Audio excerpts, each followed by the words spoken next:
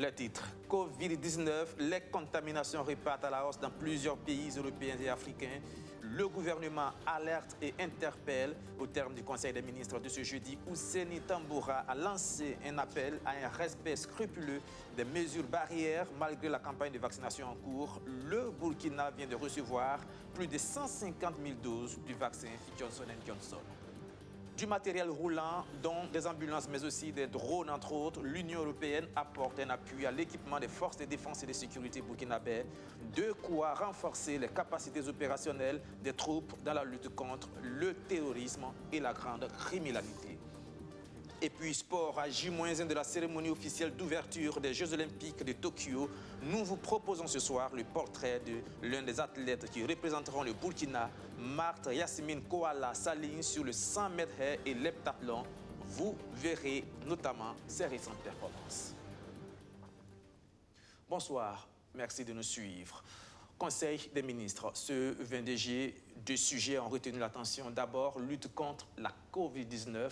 Le gouvernement insiste sur le respect strict des mesures barrières. Elles ne doivent pas être occultées par la campagne de vaccination en cours, au moment où le variant Delta provoque une 4e vague de contamination en Europe, aux États-Unis et dans quelques pays africains. Et puis, deuxième dossier important de ce conseil, le décret pris pour entériner le remplacement de Newton Ahmed Barry à la CENI, conformément à la décision des associations islamiques et leurs prérogatives. Le point de Benjamin Kwame. Un nouveau décret au titre du ministère de l'administration territoriale et de la décentralisation est pris par Roch-Marc Christian Kaboré à ce Conseil des ministres extraordinaire. Il est relatif à la nomination des membres de la Commission électorale nationale indépendante. Ainsi donc, le Conseil entérine le remplacement du représentant des associations islamiques au sein de la CENI. Le Conseil a adopté donc un décret portant nomination des membres de la CENI, la Commission électorale nationale indépendante, et cela à la faveur du remplacement du représentant de la Fédération des associations islamiques du Burkina. Ce nouveau décret, donc pris aujourd'hui, abroge le précédent adopté le 12 juillet dernier et qui avait donc le même objet. Après examen des dossiers dans le cadre de la lutte contre le coronavirus, le gouvernement révèle que les cas de contamination liés à la Covid-19 sont maîtrisés au Burkina Faso. La tendance est donc à la baisse, au dit de Ousseini Tamboura. À côté, le pays a commencé à recevoir plusieurs doses de vaccins comme AstraZeneca et la plus récente Johnson & Johnson. Ce sont de bonnes nouvelles, mais il y a encore des variantes. C'est pourquoi le président du Faso appelle l'ensemble de la population burkinabè à accentuer le respect des mesures barrières. Nous avons noté que dans bien de pays, nous observons une recrudescence. Il suffit de regarder dans les pays voisins, dans les pays de la sous-région et même dans le monde, il y a une sorte de recrudescence de la pandémie, donc du nombre de cas et surtout avec l'apparition de variantes. Il s'agit ici de variantes qui sont apparues et qui remet un peu le sujet lié à la Covid au centre de nos préoccupations. Donc au regard de tout cela, le président du Faso a invité le gouvernement à réengager les populations donc, de notre pays dans le respect des gestes barrières. Et on peut bien le rappeler, il s'agit du port du masque, il s'agit aussi de se laver les mains avec du savon, il s'agit aussi naturellement de faire en sorte que les distanciations physiques puissent être respectées. Le dossier du Haut Conseil de la réconciliation et l'unité nationale était sur la table du gouvernement également. Après 5 ans de travail, le rapport du HCROUN est examiné par le Conseil qui tire un bilan satisfaisant de l'ensemble du travail abattu, même s'il note quelques points qui n'ont pu trouver solution jusqu'à ce jour. Et vous venez de l'entendre, la campagne de vaccination contre la Covid-19 suit son cours. Elle a débuté le 2 juin dernier avec le vaccin AstraZeneca qui a permis de vacciner 33 000 personnes. Depuis hier, le Burkina a reçu plus de 150 000 doses du vaccin américain Johnson & Johnson, toujours dans le cadre du programme COVAX. Ahmed Boy. Le peuple américain offre 151 000 doses du vaccin Johnson & Johnson au peuple burkinabé. Ce don entre dans le cadre du programme COVAX, une initiative mise en place pour octroyer aux pays à faible revenu un approvisionnement en vaccins contre la COVID-19. Ce vaccin est le produit de tests rigoureux et il a aidé à faciliter le retour à la vie normale aux États-Unis. Sans ces vaccins, notre économie et la vie des Américains souffriraient toujours des contraintes et les limites imposées par les mesures qui avaient été prises pour contenir le virus. Avec l'arrivée du vaccin Johnson & Johnson, le Burkina Faso entend élargir sa cible vaccinale à l'ensemble des personnes de plus de 18 ans. Depuis le lancement de la campagne de vaccination le 2 juin 2021, plus de 33 000 personnes ont été vaccinées, dont 13 192 agents de santé. En prélude à une éventuelle ouverture des frontières, il est impératif que notre pays puisse offrir une protection adéquate contre la COVID-19 aux populations. Le pays a reçu déjà le 30 mai dernier 115 000 doses de vaccin AstraZeneca. Charlemagne Ouedraogo se veut clair, l'arrivée du vaccin Johnson & Johnson ne remet aucunement en cause l'efficacité de AstraZeneca. Il ne s'agit pas d'une compétition entre vaccins, il s'agit de renforcer nos capacités. Après Johnson & Johnson, nous allons recevoir Sinopharm, nous allons recevoir d'autres vaccins, tout ce qui est vaccin homologué par l'OMS et qui peut venir renforcer notre capacité, nous allons les recevoir et les redéployer vers les populations. À la date du 17 juillet 2021, le pays enregistrait 13 536 cas cumulés, dont 169 décès de la COVID-19, selon le ministre de la Santé. Grâce à COVAX, le Burkina Faso entend vacciner dans un premier temps 3% de la population pour parvenir progressivement à 20%, soit un peu plus de 4 millions de personnes sur une population de plus de 20 millions d'habitants. De la santé, nous passons à l'autre défi majeur du moment, la sécurité, notamment la lutte contre le terrorisme et le grand banditisme. Le Burkina renforce ses capacités opérationnelles grâce à l'appui de l'Union européenne. Les unités Garci sont dotées de nouveaux équipements en matériel roulant et drones, entre autres, le tout d'un coût d'environ 7 milliards de francs CFA. Direction l'état-major général de la gendarmerie, reportage Achmed Boy. Le ministre de la Sécurité démarre officiellement l'un des pick-up qui servira de moyen d'intervention aux unités Garci, groupe d'action rapide de surveillance et intervention au Sahel, basé à Toeni et à Barani, à la frontière avec le Mali. 10 véhicules pick-up, dont 2 ambulances, un drone, des gilets pare-balles et bien d'autres équipements sont remis par l'Union européenne à la gendarmerie nationale. Ce dont vise à renforcer les capacités opérationnelles des unités Garci dans la lutte contre les réseaux terroristes et la criminalité organisée. Ces zones aujourd'hui ont commencé à être le lit de l'insécurité. Et le déploiement, la projection de ces forces dans cet espace nous permettra d'anticiper. Et c'est ce qui est important. Et si nous anticipions, nous allons déjouer le coup qui est préparé contre la nation. Et vous le savez bien, cette partie est un corridor important pour notre approvisionnement en produits venant des côtes. Et donc nous avons cette vision très claire qu'il faut de l'anticipation dans cette partie. Le projet Garci s'inscrit dans la logique d'engagement de l'Union européenne à soutenir la politique de sécurisation du territoire burkinabé. La sécurité n'est probablement pas atteignable sans un État qui rend les services de base à la population, même dans les zones difficiles. Et là, nous aussi, l'Union européenne fait un effort d'accompagner ce retour d'État dans les zones difficiles au Burkina Faso. Les unités de Toeni et de Barani verront leurs effectifs renforcés bientôt. Puis, de nouvelles unités opérationnelles seront déployées dans les localités de Mangodara, dans les Cascades, et Iolo Nioro, dans le sud-ouest, indique le ministre de la Sécurité. La lutte contre le terrorisme, c'est aussi le combat pour l'amélioration des conditions de vie des populations, notamment celles installées dans les zones transfrontalières sahéliennes. Le C3 Sahel en a fait son credo en initiant le projet d'aménagement territorial intégré dans la zone de Liptako-Gourma. Et déjà, plusieurs infrastructures liées au pastoralisme sont en cours de réalisation. C'est ce que nous montrent et nous expliquent Maxime Ilboudou et Madina Sienou. Nous sommes dans le village de Selbo, dans la commune de Dori. Dans cet espace transfrontalier, près de 85% de la population dépend de l'économie de l'élevage. Pourtant, l'eau se fait de plus en plus rare dans cette zone sahélienne qui souffre déjà d'un déficit d'infrastructures hydrauliques.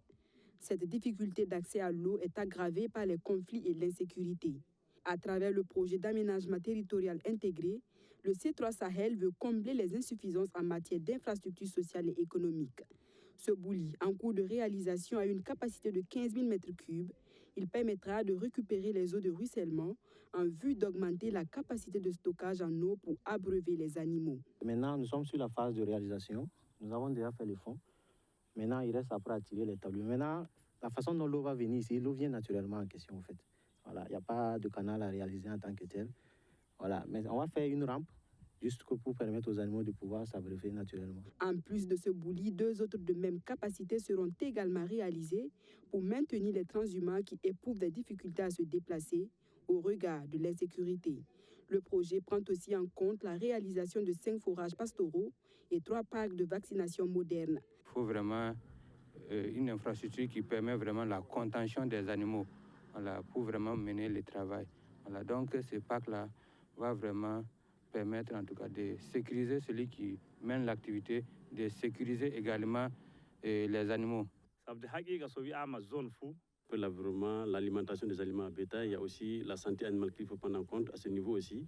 Il y a jusqu'à 3 parcs de vaccination qui sont en cours de réalisation. C'est vraiment une totale satisfaction, non seulement pour moi et en tant que président du COGES, et aussi pour toutes les parties prenantes, à savoir les villages environnants. Ce 19 juillet, le président de C3 Sahel est allé s'enquérir de l'état d'avancement des travaux dans la zone pastorale de Sekol-Nagui. Le bilan est jugé satisfaisant malgré les difficultés liées à l'insécurité et à la saison pluvieuse.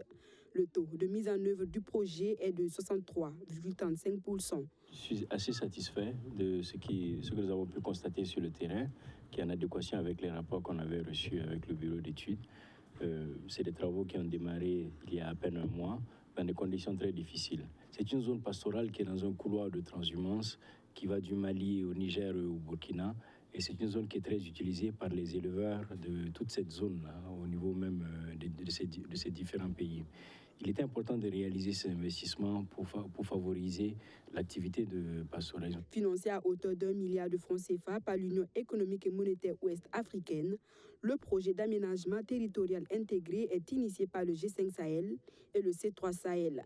Nous sommes éventuellement en discussion avec nos amis du G5 Sahel pour davantage d'investissements dans cette zone au profit des populations pour apporter aussi notre contribution à l'amélioration des conditions sécuritaires. Prévu pour durer 1 année, le projet prendra fin en novembre 2021. Il intervient dans l'espace frontalier compris entre le Mali, le Niger et le Burkina Faso. Et on change totalement de cap.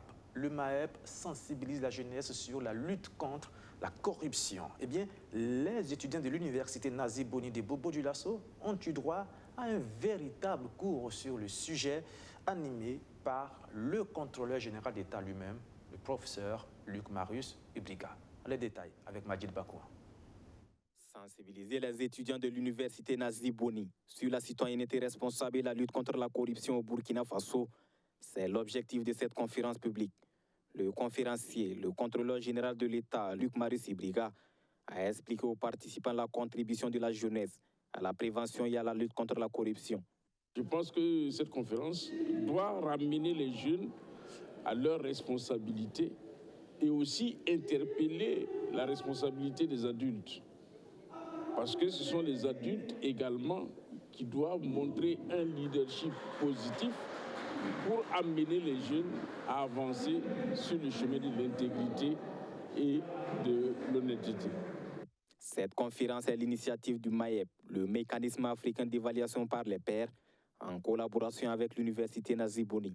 Nous attendons à ce que, à l'issue de cette conférence, que les étudiants soient véritablement renforcés dans leur capacité en matière en tout cas j'allais dire, concernant donc les valeurs fondamentales qui concernent donc la citoyenneté responsable et qu'eux-mêmes, ils soient des relais dans la population et au sein donc de la jeunesse en particulier. Le MAEP a été créé en mars 2003 dans le cadre d'un programme de renforcement des institutions africaines pour le nouveau millénaire. Sa mission est de promouvoir la bonne gouvernance et le respect des normes africaines et internationales. Le 14 novembre prochain se tiendront les élections consulaires, des échéances importantes pour la Chambre de commerce et d'industrie. À 3 mois de ce scrutin, le comité d'organisation de ce rendez-vous électoral a été constitué avec des missions assez précises à lui attribuer. Madina Sino et Hachim Medboy nous en disent plus. Travailler à fédérer les acteurs économiques pour la réussite du processus électoral sur l'ensemble du territoire national. Réussir une participation quantitative des différentes couches du secteur privé au scrutin et tenir le scrutin à bonne date. Ce sont là les défis à relever par les membres de la commission d'organisation des élections consulaires. Des élections prévues se tenir le 14 novembre prochain. Et pour la réussite du scrutin, un calendrier est déjà établi. Déjà, nous avons des documents de base qui ont été édités depuis un bout de temps. Et c'est la base juridique en fait que nous avons. Ensuite, nous aurons des tournées. D'abord, c'est les tournées que nous aurons à faire dans les différentes provinces, puisque la circonscription électorale, c'est la province, contrairement aux élections passées, c'était la région. Alors, des équipes ont été formées et nous allons aller vers les acteurs, les informer, donner le maximum d'informations. D'abord sur comment voter et aussi sur les dispositions à prendre. Quelles sont les conditions qu'il faut remplir pour être électeur. À la mesure où c'est l'ensemble du monde économique qui est concerné, l'ensemble des acteurs économiques, et il est intéressant que nous allons vers eux, leur dire ceux qui viennent pour la première fois, qu'ils chassent qu'est-ce qu'il faut et à quoi ils doivent s'en tenir pour que les choses se passent dans de très bonnes conditions. À travers ce processus de renouvellement de ses membres consulaires, la Chambre de commerce et d'industrie entame ainsi officiellement sa 12e mandature depuis sa création en 1948. Les commissions qui sont mises en place doivent travailler justement à organiser ces élections consulaires pour qu'à la fin, le 14 novembre, qu'on ait une équipe bien soudée, qui soit désignée de manière transparente et que ces élections se passent de manière apaisée. L'équipe qui sera mise en place à travers ces élections doit travailler à accompagner tous les acteurs du secteur de l'économie. Le nouveau décret portant approbation du régime électoral de la Chambre de commerce enregistre de nouvelles innovations. Des innovations relatives, entre autres, à la suppression du poste de délégués régionaux, augmentant du même coup le nombre de sièges au sein de l'Assemblée générale. Il passe donc de 151 membres à 170. Ce jeudi s'est ouverte à Ouagadougou la 4e session du Conseil des ministres du WASCOL. Pendant 2 jours, les discussions vont notamment porter sur la lutte contre le changement climatique et les opportunités qu'offrent les énergies renouvelables. Les précisions avec Abdou Aziz Assari. Ce sont 10 pays de l'espace de Yao qui sont représentés dans cette salle par le ministre en charge de la recherche scientifique. C'est l'ouverture de la 4e session ordinaire du Conseil des ministres de WASCAL, le Centre-Ouest africain de services scientifiques sur le changement climatique et l'utilisation adaptée des terres. Une session qui vise à attirer davantage l'attention des gouvernants sur les effets néfastes du changement climatique, mais aussi de proposer des solutions aux fins de les atténuer. Vous savez que depuis un certain moment, les changements climatiques sont d'actualité. Et si vous suivez aussi l'actualité des derniers temps, vous voyez ce qui se passe dans les autres pays en termes d'inondation, en termes de chaleur. Donc, et WASCAL a eu cette initiative, les 10 pays membres de la CEDEAO, de mettre en place cette organisation-là, dont les objectifs sont surtout de former des scientifiques de qualité et de construire des infrastructures pour aider à la résolution des problèmes climatiques. Les pays membres du Centre-Ouest africain de services scientifiques restent convaincus. La lutte contre le changement climatique ne pourra se gagner sans la prise en compte de la dimension recherche et renforcement de capacités. C'est pourquoi ils se félicitent d'avoir formé plus de 400 étudiants scientifiques spécialisés sur le changement climatique. Et ce, grâce aux bourses d'études offertes par WASCAL, qui a décidé d'investir dans la réalisation d'un centre de compétences permanent au Burkina Faso. Cette infrastructure, dont la première pierre sera posée à l'issue de cette rencontre sous-régionale, sera le plus grand et le mieux équipé de la sous-région, selon cette organisation. Le bilan déjà il est positif en termes donc, de recherche scientifique, en termes de capacity building, c'est-à-dire la formation des étudiants. Le centre d'excellence est toujours dans la même continuité, c'est-à-dire la formation, donc la recherche donc, des étudiants sur les questions de changement climatique. La réalisation de ce centre de compétences permanent sera financée par le gouvernement de la République fédérale d'Allemagne à travers son ministère de l'Éducation et de la Recherche. Et voici une petite touche, peut-être même une grande, qui fait sans doute partie des gestes pour la préservation de l'environnement et la lutte contre le changement climatique. Il s'agit de cette opération de reboisement. 300 plants mis en terre par une amicale des fonctionnaires de la région du Centre. Archimède Boy. La cour du Conseil régional du Centre accueille officiellement quelques plans ce jeudi matin. Une initiative de l'amicale des directeurs régionaux, chefs de projets et programmes et assimilés de la région du Centre. Cette organisation procède ainsi au lancement de ces activités de l'année 2021. Ce n'est qu'un lancement. Nous avons essayé de mettre en plan environ 25 plans. Bon, nous allons poursuivre le processus éventuellement en collaboration avec le président du Conseil. Vous savez qu'il y a la forêt régionale qu'ils entretiennent depuis. Bon, nous allons essayer également de poursuivre la plantation là-bas, peut-être environ 300 plants. En tout cas, c'est ce que nous avons en projet. Le Conseil régional du Centre se réjouit du choix porté sur sa structure pour ce lancement. C'est des sentiments de joie qui m'animent. Nous avons eu la chance de recevoir aujourd'hui la toute nouvelle association des directeurs régionaux.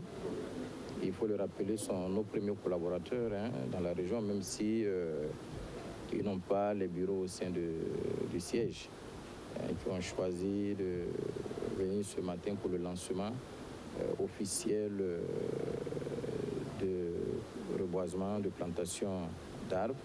Et l'occasion faisant le larron, nous avons monté les couleurs ensemble, qui est la première fois depuis que nous sommes arrivés ici au niveau de notre nouveau siège. Créée en avril 2018, l'amicale des directeurs régionaux, chefs de projets et programmes et assimilés de la région du Centre comprend 25 membres composés des responsables des structures déconcentrées de l'État. Un peu de sport pour terminer. Dans quelques heures s'ouvrent officiellement les Jeux Olympiques de Tokyo. Mais c'est le 31 juillet prochain qu'entre en lice Marthe Yasmine Kouala. L'athlète burkinabé s'aligne sur 2 épreuves, le 100 mètres haies et l'heptathlon. Son portrait signé Madizango et Madinassine. Marthe Yasmine Kouala fait partie des athlètes sur qui les Burkinabés tournent leur regard à l'occasion de la 32e Olympiade qui s'ouvre ce 23 juillet à Tokyo. La native de Bobo Dioulasso est venue à l'athlétisme grâce au bon œil de son premier entraîneur, Missiri Sawadogo. Vous savez que Marthe, c'était une petite fille, très gringalette. Au départ, vraiment, elle ne ressemble même pas à une athlète. Mais bon, quand j'ai vu l'enfourchure de ses jambes, j'ai vu un peu sa taille, son tronc, et puis sa fréquence gestuelle sur 40 mètres, bon, je me suis dit, voilà celle qui peut être un jour une grande athlète. Et on a fait un petit test de 600 mètres où elle a battu toutes les autres petites filles. Il est très bien, parfait. Dès le départ, si on a la vitesse de base et on a un minimum d'endurance, ça peut être un athlète de très haut niveau. Au fil du temps, elle montre qu'elle est bourrée de qualité, d'où la décision de l'orienter vers les épreuves combinées, notamment l'heptathlon. En hauteur, elle fait 1,50 m, longueur 5 mètres et quelques, 100 mètres 12 et quelques. Bon, elle était bien, et même 800 mètres, elle était l'une des meilleures aux 800 mètres. Donc, ce qui fait que moi, j'ai dit, dans ces conditions-là, au niveau africain, pour avoir une médaille pour le Burkina, ça serait l'heptathlon. Au fur et à mesure qu'elle avance, j'ai vu qu'elle a du bras, elle a du pied, elle a de l'endurance. Donc, c'est vraiment une heptathlonienne. Marthe Kouala fait partie aujourd'hui des meilleurs mondiaux dans les 2 disciplines où elle s'aligne. Aujourd'hui, Marthe Kouala est classée par rapport au ranking mondial. 22e au niveau de l'heptathlon et 22e au niveau des 100 mètres haies. Elle est 22e sur 42. Parce que c'est 42, ils ont besoin de 42 filles au 100 mètres haies au niveau mondial. et 24 au niveau de l'heptathlon. La pensionnaire du centre technique de Dakar peut offrir une médaille au Burkina en heptathlon à condition de s'améliorer dans certaines disciplines où elle perd des points. Son problème, je parle d'abord des disciplines où elle est faible. C'est là-bas qu'il la tue. Le demi-fond, avec le travail qu'elle a eu à faire dans le sprint, elle a beaucoup gagné, mais elle perd en demi-fond. Alors qu'elle est 800 mètres, c'est là qu'elle a dit. Elle perd souvent près de 300 points en 800 mètres. Vous imaginez une qui fait une 11 et une fait une 38. L'écart là, ça vaut 200 points, 300 points. Alors que le niveau mondial pour avoir la médaille, c'est entre 6400 et 6500 points. Mais elle est à 6200 et quelques. Donc, juste d'avoir 200 points là, et puis ça bouge. Sinon, c'est les épreuves où elle domine les gens, c'est les 100 mètres haies. Elle a toujours gagné tout le monde. C'est la longueur, toujours gagné tout le monde. Et de temps en temps, les 200 mètres. Mais comme j'ai dit, elle a fait une préparation spécifique pour pouvoir se concentrer sur l'heptathlon, tout en préparant aussi les 100 mètres parce qu'on ne sait jamais. Et je pense que si elle arrive à boucher le trou au niveau de 800 et le javelot, je pense qu'elle peut surprendre des gens, contrairement à ce que les gens pensent. Atkwala entre en compétition le 31 juillet prochain avec les éliminatoires du 100 mètres haies. Et c'est sur ces images de saut que prend fin ce journal. Merci de l'avoir suivi et merci encore une fois de votre fidélité renouvelée. Au revoir, bonsoir.